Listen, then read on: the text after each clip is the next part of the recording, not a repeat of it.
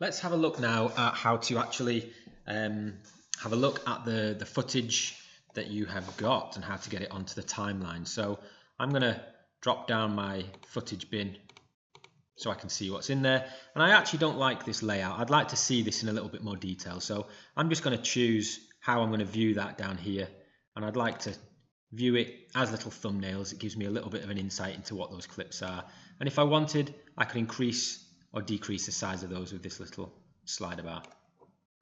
So I'm going to use this clip to begin with. I'm going to double click the clip and it will pop it up here into the source window. And now it might be that I only want a portion of the clip. I don't want the whole thing. So if that were the case, I'm going to bring the playhead to the point I want the clip to begin, and I'm going to hit I on the keyboard. Alternatively, I could use these little buttons here, which are my in and out markers. I'm going to then just scrub forward, find the point at which I want that clip to end, and this time I could hit O on the keyboard, or in this case I'm going to click the little marker there.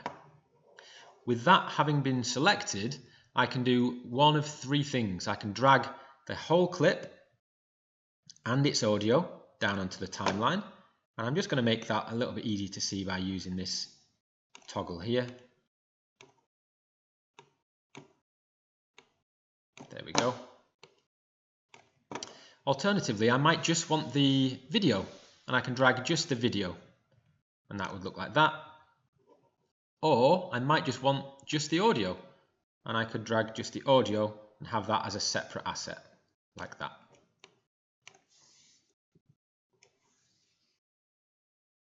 Just to repeat that, I'm going to do it with the follow-up clip. So I'm going to drag it up there this time.